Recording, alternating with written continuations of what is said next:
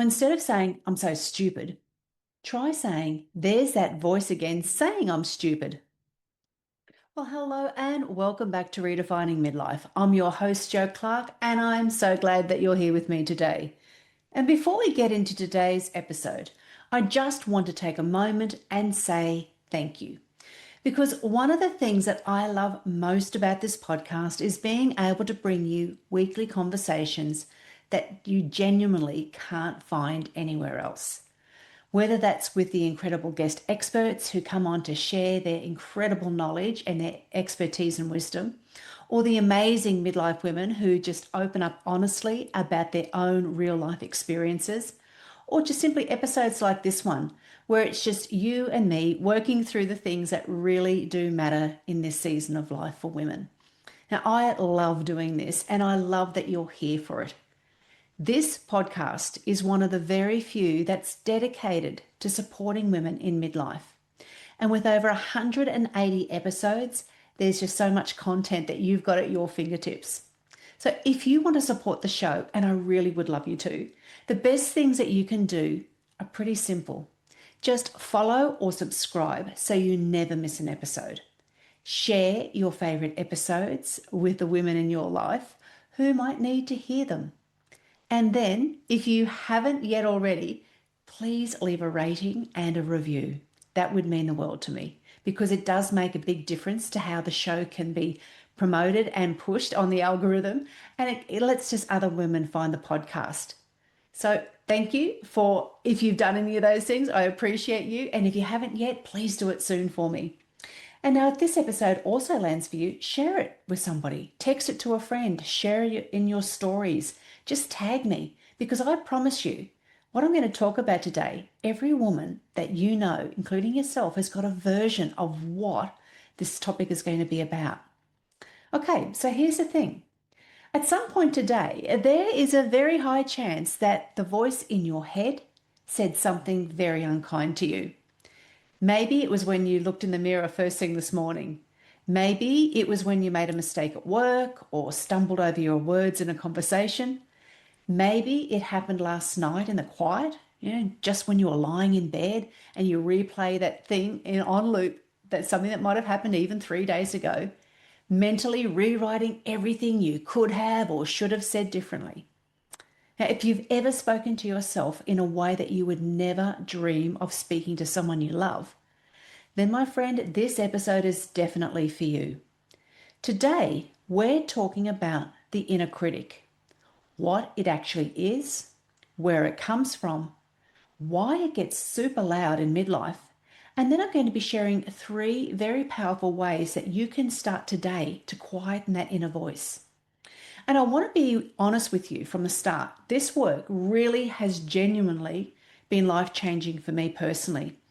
And it's one of the most powerful things that I work through with the women in my one-to-one mentoring. So what I'm talking about today isn't surface level conversation at all. We're going to go fairly deep. So firstly, let's just start with what the inner critic actually is, because I want us all to have a shared understanding before we go anywhere else. And I want to say this clearly, this isn't psychobabble, and it's not something invented by the self-help industry to keep you buying books. The inner critic is actually well researched in psychology, and understanding it is the very first step to doing something about it. So the inner critic is that persistent internal voice that judges and criticizes you, mostly in a negative way. And psychologists have been writing about this for decades. Researchers across psychology and neuroscience have confirmed what many of us already know deep down. This voice is real, it's distinct, and it operates largely on autopilot. And here's the part that I think is really important for you to hear. The inner critic wasn't born mean. It was built as, if you think about it, a form of protection. So early in your life, your brain started learning the rules of the world you were growing up in. It was learning what was safe and what wasn't, what earned you praise and what got you into trouble, what was acceptable and what needed to be hidden away. And the inner critic was one of the ways that your brain tried to keep you out of trouble. It would just step in and it would warn you before you did something that might lead to some form of rejection, perhaps, or embarrassment, or failure, or trouble. But the problem is that voice that was genuinely useful when you're a little tacker at 7 years old, trying to figure out how to fit in the world, has absolutely no idea it's now dealing with a grown ass woman in her 40s or 50s or 60s who's more than capable of handling her world. It's still running the same old software, basically. It's still operating on fear, on old stories, and rules that were written by other people a very long time ago. And here's the thing that I see again and again with the women that I work with. Midlife, this stage of life that we're in now, has a really particular way of turning this voice up. Because midlife's a time of enormous shifts in your identity. You might be questioning who you are on the outside of the roles that you've always played. Your body's changing. Your relationships may be shifting. Your career might be evolving. Or you might be wondering what comes next. And that old protective voice absolutely loves that kind of uncertainty. It feeds on it. It gets louder precisely when you need that voice to be quiet. So, right from the start, you're not weak. You're not more broken than anyone else. You have a very human brain doing a very human thing. But here's what I want you to hold on to. Just because the voice is there, it doesn't mean it's telling you the truth. And before we get into the 3 ways to quieten this down, I want you to do something. I would love you just to write down 2 or 3 things that your inner critic has said to you recently. Don't overthink it, just notice it. What are the actual words it uses? What are its favourite lines? Does it call you stupid, lazy, too much, not enough, too fat, too thin? Does it tell you it's too late, that you should have had all of this figured out by now, or that you'll never be able to do it? You're not good enough. Most women have never actually stopped to actually listen to what their inner critic specifically says. What are the words? And that matters because you can't begin to work with something that you first haven't named. So write it down. All right, we're going to come back to this. So first of all, let's just talk about the way that we can quieten the inner critic. Simply name it and separate from it. Now, your inner critic has its greatest powers when it speaks as you. When it says, I'm so stupid, I always get this wrong, or nobody wants to hear what I have to say. And as you take those words as truth, as just the way the things are, you're not even aware that it's a voice. It's kind of merged in with your identity. It's actually become you. And you might have heard the old saying, don't believe everything you think. And that is so spot on. Now, the first and the most powerful shift that you can make is to start noticing the inner critic as a voice rather than the truth. Now, this is all supported by a research in a field called cognitive diffusion, which comes out of the acceptance and commitment therapy in psychology.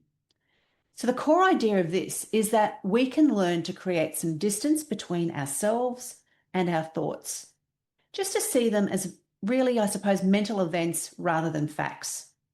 And that tiny bit of distance is where everything can start to change for you. And one of the simplest ways to begin doing this is to change the language that you use when you catch that inner voice, that inner critic.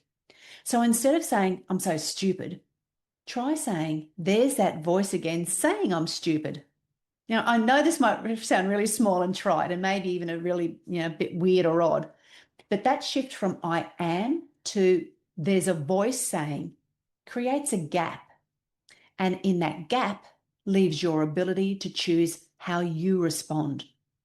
Now, some women find it really helpful to give their inner critic a name. I can tell you, I've had some clients name theirs everything from something pretty harmless to something that's a lot more colourful than that.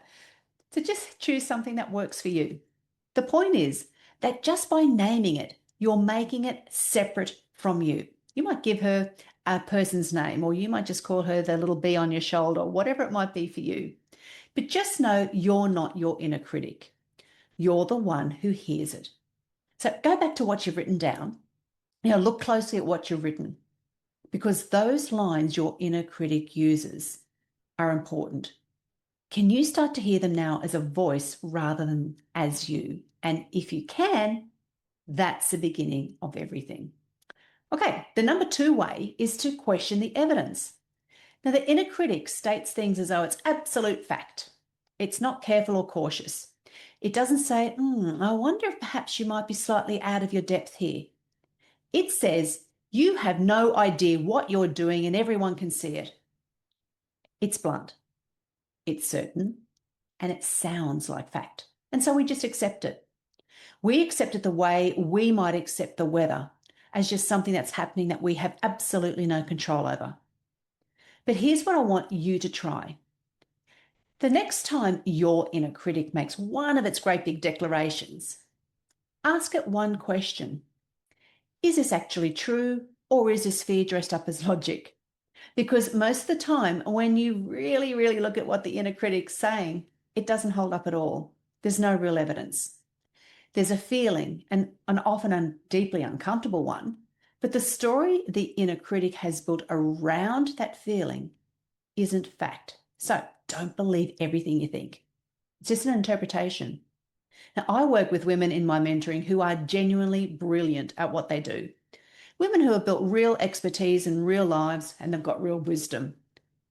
And they'll just sit with me and they'll say, I just don't feel like I'm good enough.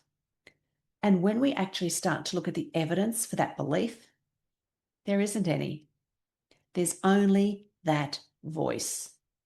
And the voice has been talking for so damn long and talking so confidently that it starts to sound like reality. So simply ask a question. Is this true? How do I know it's true? And this is an important one. What would I say to a close friend who came to me with this exact thought? Because I can guarantee you, you wouldn't say to your best friend what your inner critic says to you every single day. That question alone, is this true or is this fear, can change the entire direction of a thought. It doesn't take the feeling away, but it stops the story from running unchecked. And that matters enormously. Now, the third way to quieten your inner critic is to replace it with your own voice. And I want to be clear about what I mean here, because I'm not talking about toxic positivity. I'm not talking about standing in front of a mirror, telling yourself just how amazing and perfect you are when every single part of you knows that you don't believe it. That kind of forced affirmation can actually make things worse, because your brain knows it's not true and the inner critic can just get louder. But what I'm talking about is something more honest than that. It's about learning to speak to yourself the way a good friend would speak to you. Not someone who tells you what you want to hear, but someone who sees all of you, the messy bits included, and is still completely in your corner. What does that voice actually sound like? It's probably a lot calmer than the inner critic that you have. It's warmer. It says things like, this is hard and you're handling it. Or you made a mistake. That doesn't make you a mistake. Or you're allowed to be still figuring this out. This voice is honest, it's kind, and most of us have never really given ourselves that. So practicing this is exactly that. It's just practice, and it's not going to feel natural straight away, because your inner critics had decades and decades of repetition, and that's worn some deep grooves inside your brain. Your own kind voice is newer, and it needs building deliberately. But every time that you catch the critic and you consciously choose to respond to yourself differently, you're strengthening that new habit. You're literally rewiring how you relate to yourself. And I want to say this because it does matter. Midlife is actually the perfect time to do this kind of work because something really shifts for many women in this season of life. There's less patience for things that don't serve you anymore. You've got less tolerance for all of those old stories. There's a growing and a very clear sense that if not now, when? And that's not anger, but that's just a quiet, firm knowing that you deserve better, including from yourself. And I think that's kind of one of midlife's greatest gifts, even if it doesn't always feel like one to us. And I want to be completely honest with you because I always will be. This work doesn't have a finish line. It's not one and done. You don't reach a point where the inner critic disappears entirely and you skip off into the sunset. I've been doing this work for years, both personally and professionally, and I still hear mine loud and clear. I expect it's always going to be around, and I expect you're going to hear yours for a long time too. But here's what genuinely does change. You get faster at hearing it. And with that new level, you reach a new devil, as they say. So every time you move into a new chapter or a new challenge or a new version of yourself, that inner critic will show up with something fresh to say about it. It's got a lot to say. But because you've done the work, you start to recognize it sooner. You question it a whole lot faster. And you come back to yourself a lot more quickly. And then over time, that gap that you've got between hearing the critic and then coming back to your own truth, well, that just gets shorter and shorter. And that's not a small thing. That's everything. Because the women that I've walked alongside who do this work consistently, they just start to show up differently. They become different in their relationships, in how they make their own personal decisions, and also just in the courage that they bring to the things that really do matter to them. And it's not because that voice ever actually went away and disappeared altogether, but it's because they stopped letting it drive every part of their life. Now, if anything of what I spoke about to you today resonated and you want to go into this deeper, then this is a kind of work that I walk through women in my one-to-one mentoring. Just head on to joeclarkcoaching.com or just send me a message on Instagram to find out more and to get in touch with me. I'd genuinely love to hear from you. And please, if this episode was helpful to you, then share it to somebody else. Now, share it with the women in your life who might need to hear it. Because every single woman has got that inner critic, and every single woman deserves to know that she does not have to believe every single thing it says. These small steps that we can all make can lead to big changes in our own personal lives and the lives of everyone around us. Thank you so much for being here today, my friend, and I'm going to see you next week for a very special episode with a past guest and a good friend of mine. So until then, take care. Thanks so much for listening. If you enjoyed today's episode, please rate, follow, and share it with another incredible midlife woman. And join me next week as we keep creating an amazing second half of life.